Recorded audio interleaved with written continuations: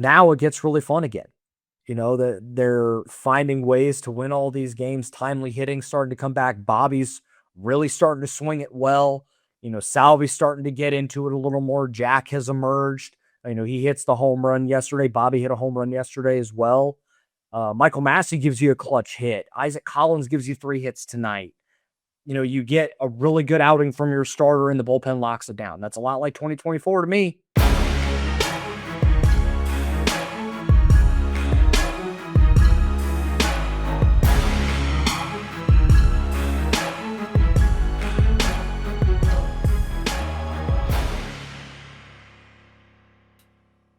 One Royal Way back at it here on Kansas City Sports Network. I'm Joel Penfield. Thank you all so much for tuning in. I'm recording this not long after the Royals finished off their second game of the series against the Cleveland Guardians. They've won both of these games. They've won 5 in a row, put themselves in a position where they are competing for the division now.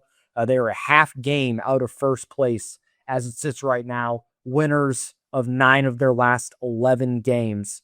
They have completely turn their season around as it sits, given where they were a couple of weeks ago on the heels of that awful road trip between Detroit and New York. And since then, they've started winning games. They've found ways to win the close games, the games that slipped through their fingers there for that couple of weeks.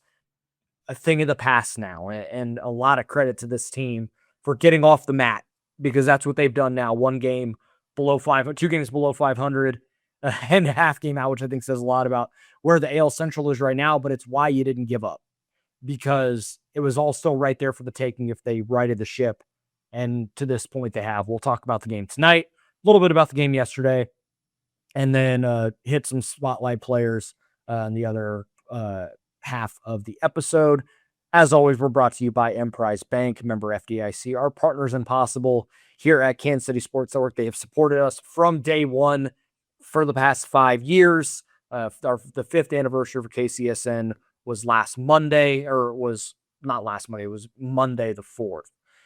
And I've been with KCSN since they brought the baseball content over in 2022. So I feel like I've been here since pretty close to the beginning.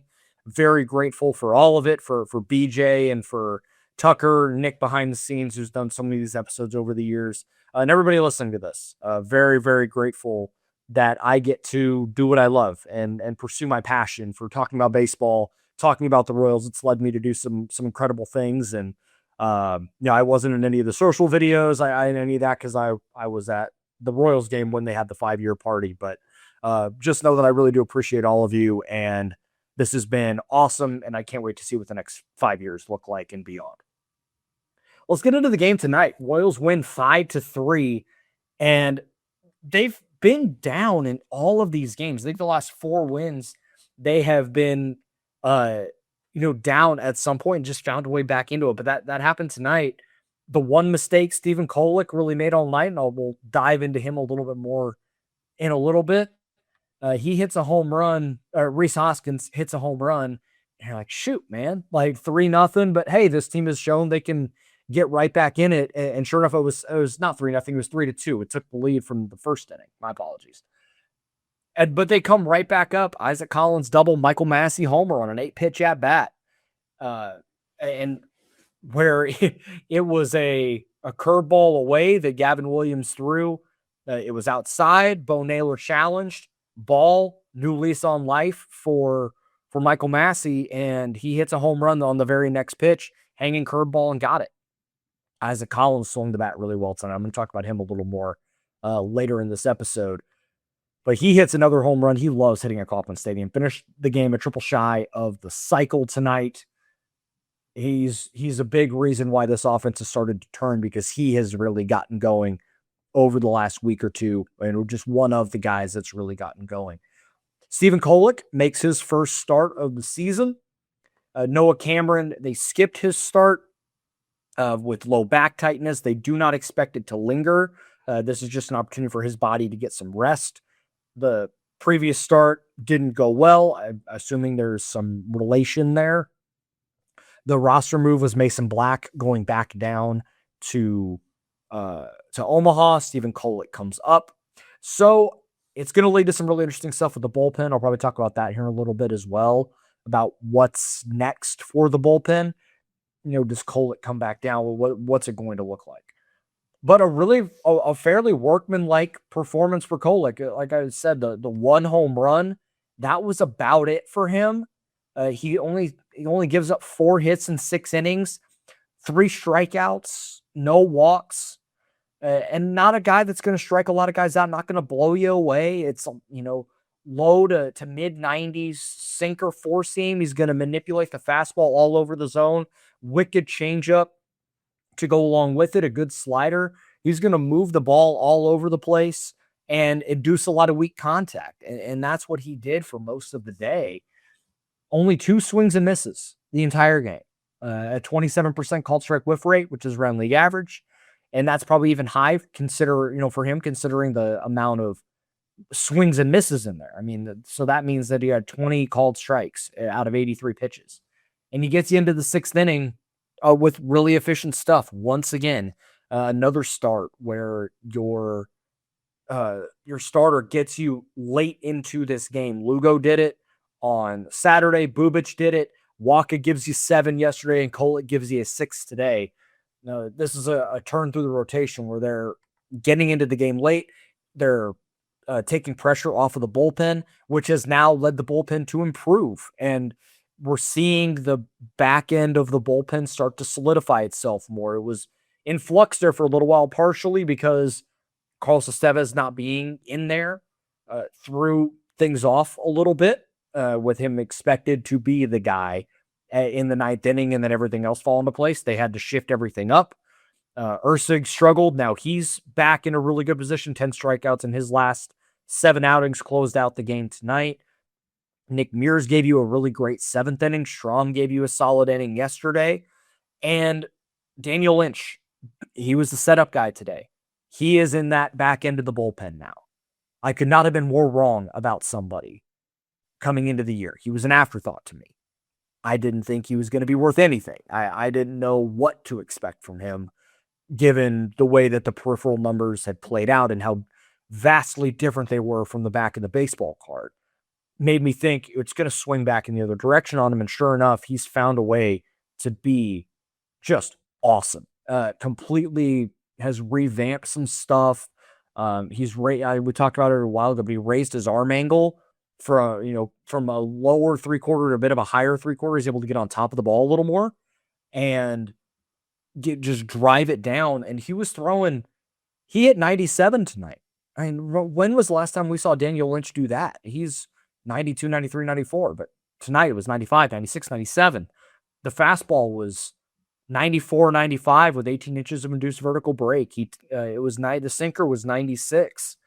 He walked David Fry. It was the first walk that he had given up in over a month. And then but other than that, it's 3 ground balls and he gets out of the inning. I mean, it was a really impressive performance from Daniel Lynch once again. And then you get it to Ursig, who ends up striking out Jose Ramirez. He walked I think I can't remember who he walked, but I want to say it was Hoskins. But then he gets Schneemann on the next pitch, ground ball. So it doesn't get sweaty, not a big deal. Tying runs at the plate, but you're still in a pretty good spot there. Gets the ground ball, game over.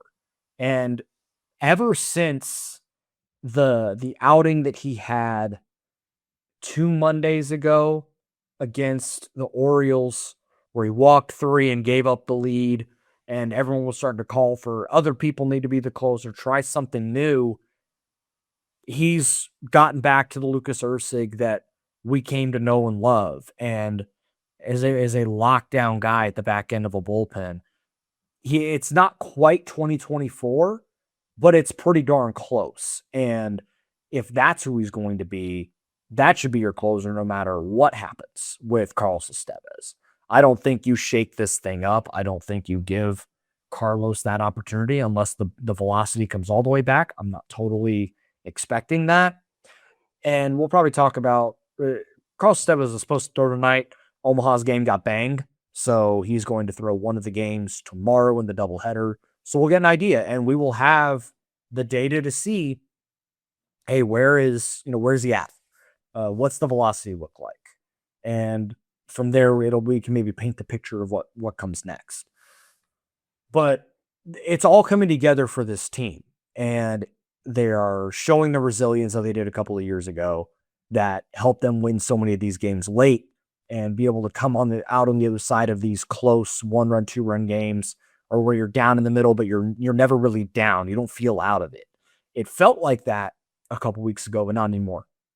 And they're in a position now where another good couple of games, especially in the division right now, because you're playing Guardians, Tigers, White Sox, where you could end up on the other side of this in first place in the division.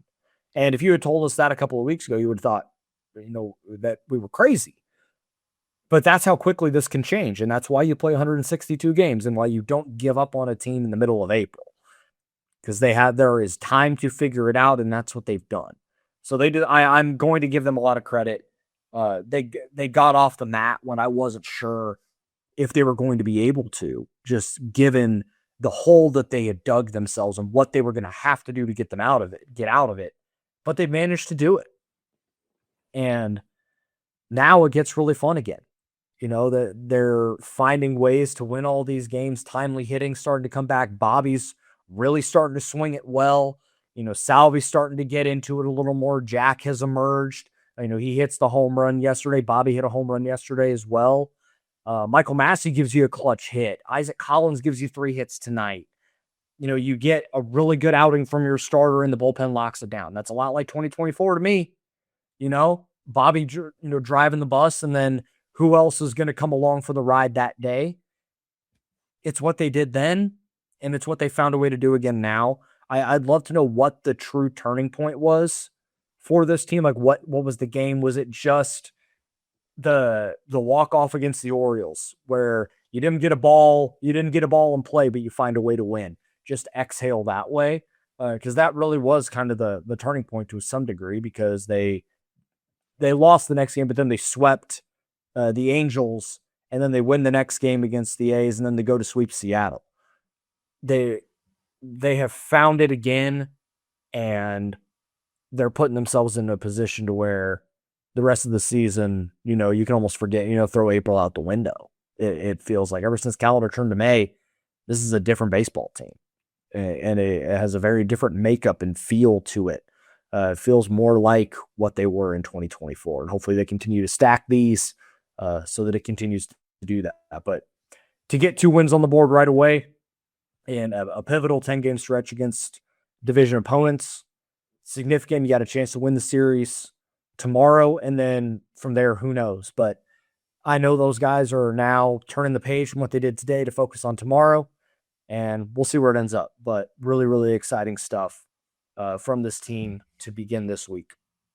Going to talk about a few guys that have stood out over the last couple of days, and we'll do that right inside of this break. My name is Terrell Jolly. A lot of people call me TJ, founder and CEO of Integrity Capital Management. So Integrity Capital Management originally started out as a property management firm, but we slowly transitioned to what is described as an incremental development firm that's focused on situational housing. I know most people say affordable, but we believe in creating housing for people that are actually in need and built to the end user. I believe everyone needs a home, because when you have home, you have hope. The reality is that when you're building a business, one thing you don't think about is like what a true banking relationship means. And, I had the honor and privilege of meeting Debbie early on in my career when I was just trying to get going. And as a small business, it's really challenging at times because people don't understand the concept or not believe the longevity because you're just getting started. But Debbie was willing to take a chance on me, be patient with me. I almost look at it like a grassroots initiative. She's seen and believe what I'm about. Anybody that's really true about their business and want to get some things done, I would definitely trust hands down Enterprise, because Deb's team, along with Aaron and Jackie and all the amazing people that work behind the scenes, even from the treasury side, I would say, hey, give them an opportunity, because you won't be disappointed, and you will actually be in hands that actually somebody care and that will see you from start to finish. David Starnes Allstate Insurance is a proud partner of KC Sports Network, serving the Kansas City area and all throughout the Midwest.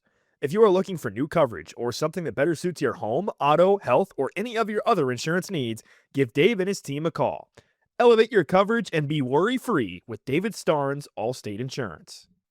You know that moment, the one when you realize you left your favorite sunglasses at the beach or on the roof of your car or at the gas station 3 states away. Well, I've been there too.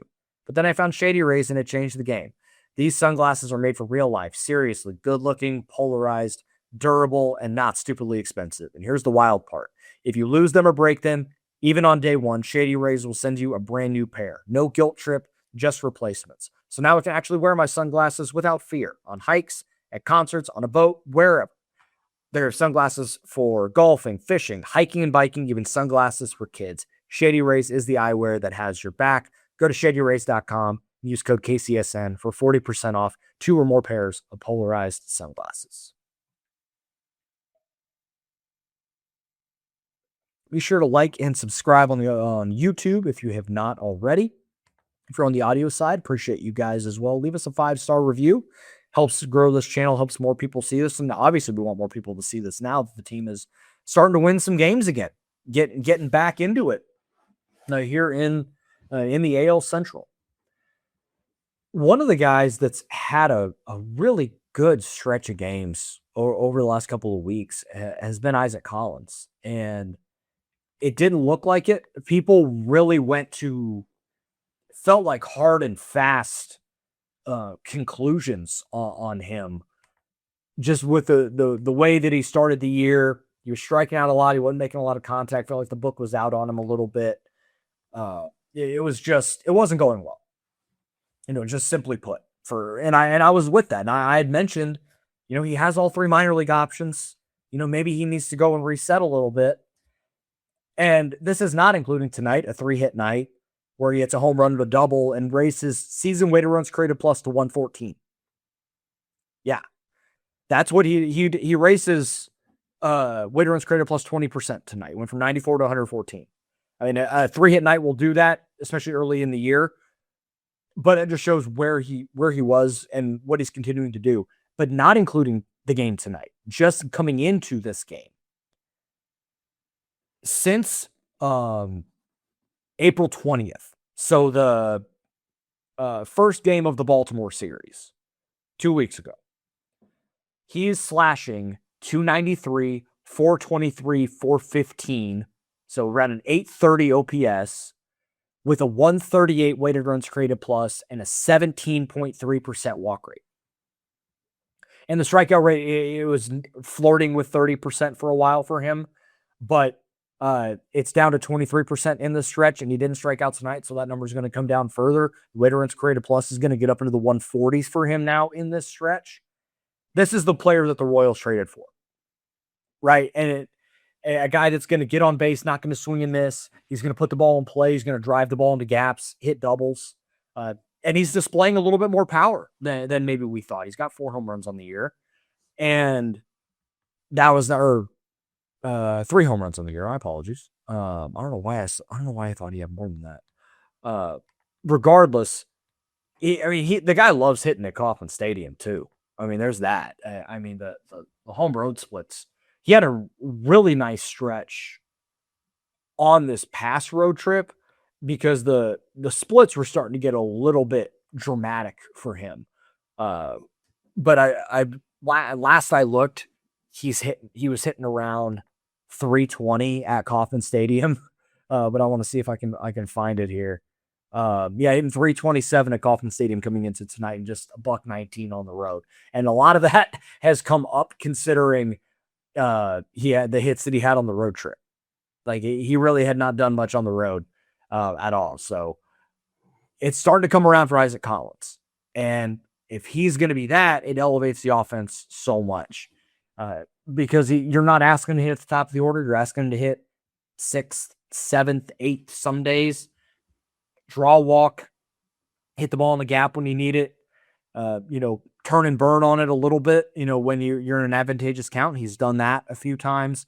Drove the ball really well in Seattle, and then has come home and not really missed a beat. 3 hits tonight against Gavin Williams, including a line drive homer to right center.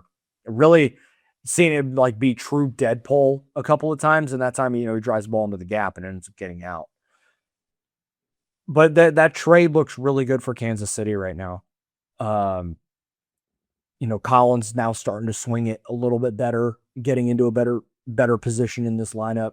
Mears really starting to round it into form. And unfortunately, and you hate, I'm not trying to bury the guy. I'm not trying to, but Angel Zerpa's got to get Tommy John surgery. So he's missing all of this year and most of next year too. And you got 2 years of Nick Mears and 5 years of Isaac Collins for a guy that's not going to pitch for the Milwaukee Brewers for the next year and a half. So it does, hindsight's always 2020, but when you look at what you're getting now from them, you're getting actual value for these players instead of a guy that, who knows, that could have happened to him this year. And if he was a guy that you were relying on, which they probably would have, considering the way that Kansas City has used Angel Zerpa in the past, it's a much different position now. But hopefully Isaac Collins can keep this up, because it looks like he's really starting to get comfortable out there for the Royals in this lineup. And if he keeps this up, puts him in a really, really good position. I want to talk a little bullpen. So with Carlos Estevez potentially coming back, and I talked a little bit about this at the beginning of the episode, but I'm wondering what they're going to end up doing. And we don't quite know. And the JJ talked about it, and I think Q mentioned as well. Like, they really want to see the command for Estevez come back first before the velocity. Because if it's 96 and he has no idea where it's going, then we're running into the same problems. But even if it's 93, but he's at least able to spot the ball, then you're in a much better spot. And part of the problem for Estevez in that first outing was not only was he throwing 89 to 91, he had no idea where it was going. And it was just a double whammy of issues. Now, they have been optimistic about where the velocity is at. When he was working out in Kansas City, coming back from the ankle injury, and then he got really sick, apparently, in addition to that, which may cause him to miss some days and set him back a little bit. But once he got going, they said it was the best that he had looked throughout this entire period. And that once he went down to Arizona to go see, face hitters, then it was they would have a better idea. They were confident about where the velocity was trending, even if they didn't give out the numbers, which I totally understand. If he's able to get back to low to mid 90s, it's not a closer, but he can certainly help you, right? He can help you in the John Schreiber role, the up 3, keep it where it is in the 7th, the down 2 in the 6th. Can he keep it there? Something like that to get him acclimated again. But if the bullpen were still in a lot of flux, both roles and performance, it would look a little bit different. I'd be like, hey, they probably need Carlos Estevez back in the 9th inning. But Ursic has settled into that role with 10 saves now, including, I think, 6 saves in a row or shutdown innings in a row. And Daniel Lynch has now gotten himself to be a high leverage reliever and a trusted one. Matt Strahm is pitching really well right now. Nick Mears has had a really nice stretch of games here after a little blip there in the middle of April.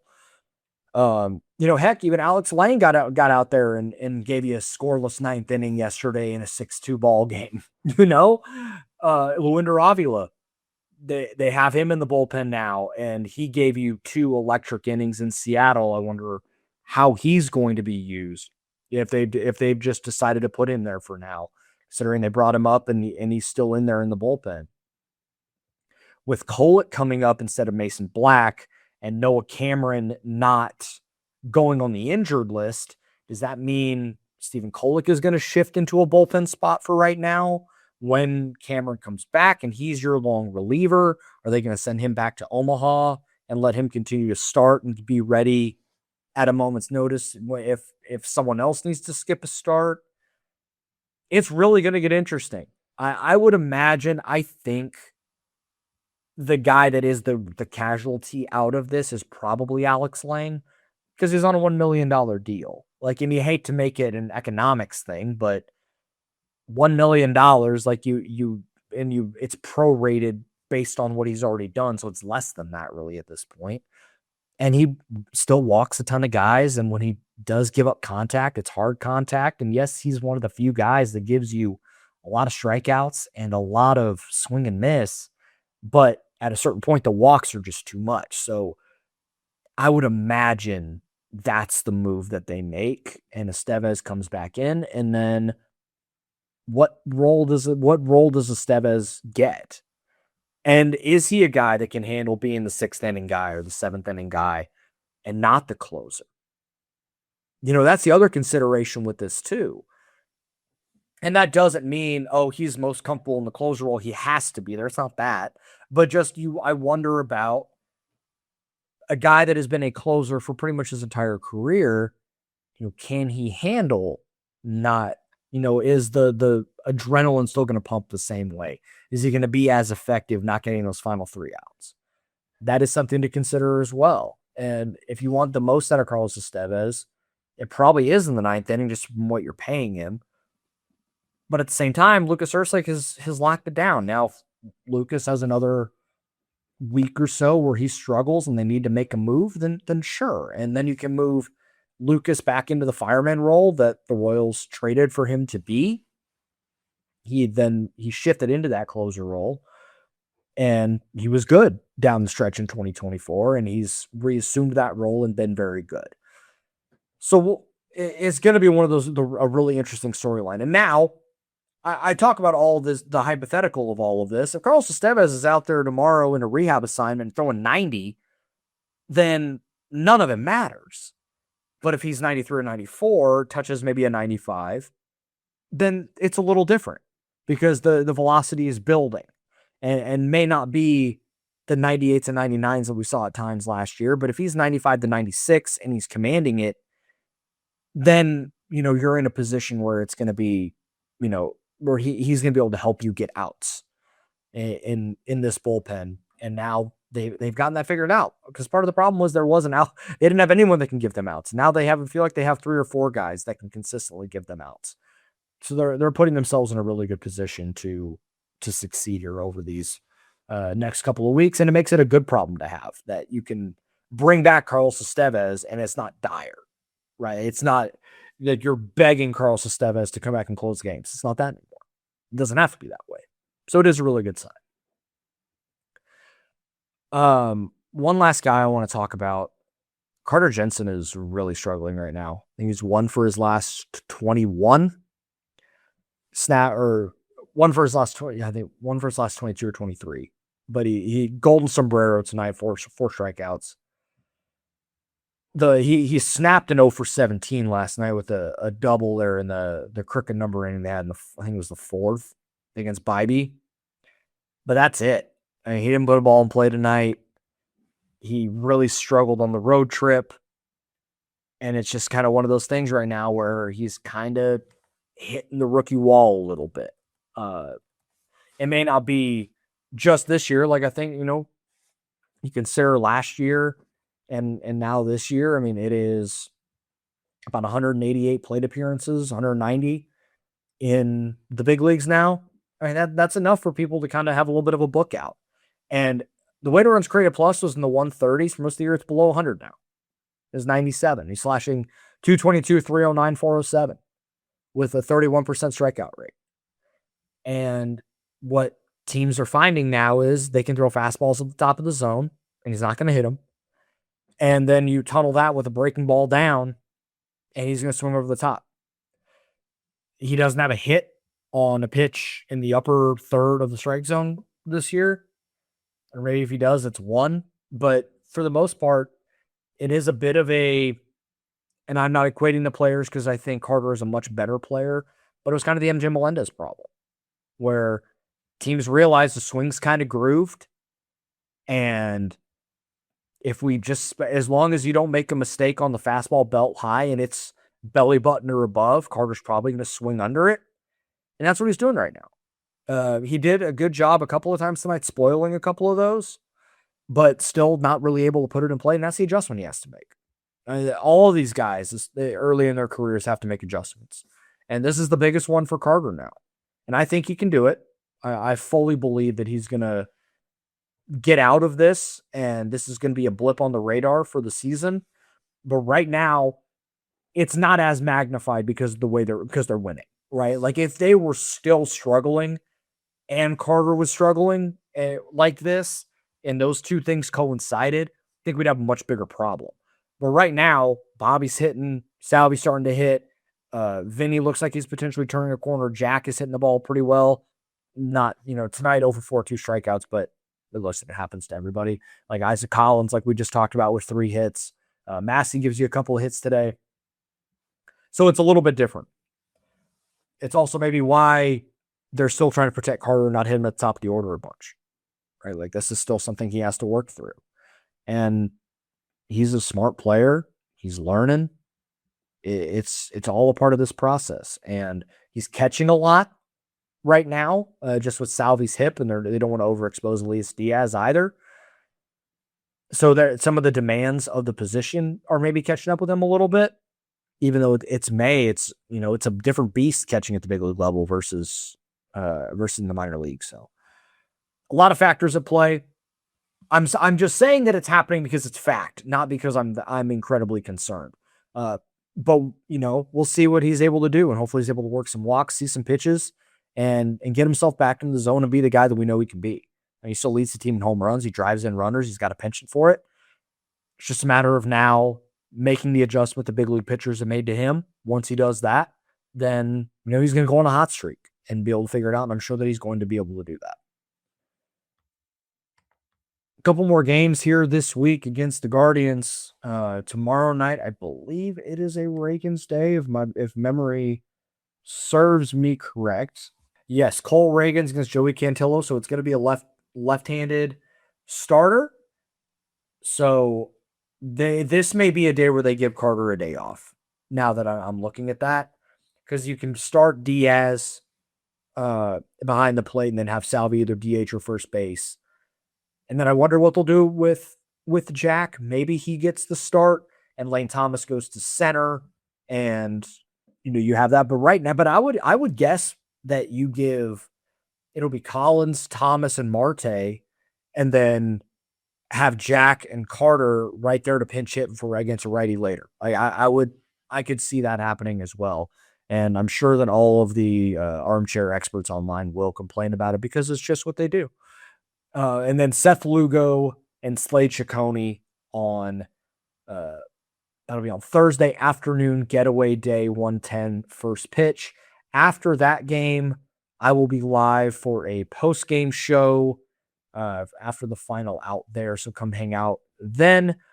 And then on Sunday, I will not be at the game, with it being Mother's Day. I'm spending time with my family, and so I will not be out at the game then. But it's a Sunday night game. It's another NBC Sunday night game, which I think is awesome that the Royals get into their nationally televised game, especially with the way they're playing right now. Because it's a night game, we will have a live post-game show after that one as well. So we still got a couple this week. So be on the lookout for that. Hit notification bells, even if you're on the audio side, come over, hang out, watch the live show. And then if you want to go back and listen on the audio side later, please do. But come hang out. The team's playing well. It's a time to get back in, and we're in a bit of a dead spot in Kansas City sports with training camp, OTA still a few months away. The Royals they're holding court, no pun intended, here in Kansas City. So this is a great chance to continue to capitalize on this team playing well, and I hope they continue to do so. We'll talk to y'all Thursday afternoon after the final game of this 4-gamer against the Guardians.